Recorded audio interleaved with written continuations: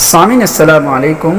کئی مہینوں سے جیل میں بند اتر پردیش سماجوادی پارٹی کے بڑے مسلم لیڈر اور موجودہ ممبر پارلیمنٹ جناب محمد اعظم خان صاحب اور ان کے بیٹے ممبر اسمبلی عبداللہ اعظم خان کو سپریم کورٹ نے ضمانت منظور کرتے ہوئے رہا کرنے کا حکم نامہ جاری کر دیا ہے۔ سپریم کورٹ نے حکم نامہ جاری کرتے ہوئے کہا کہ یہ حکم نامہ 4 ہفتے بعد لاگو ہوگا۔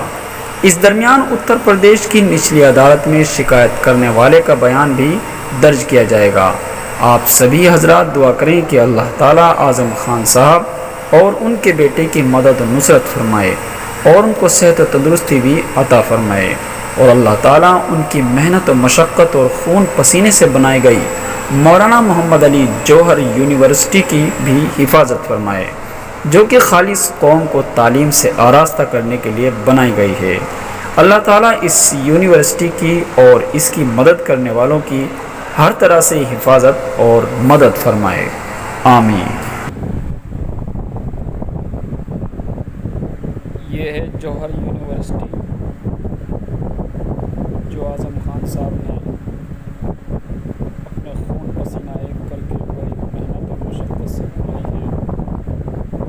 اونچی اونچی بلڈنگیں ہیں اس میں، شاندار ایک مسجد ہے اس میں جو آگے ہے۔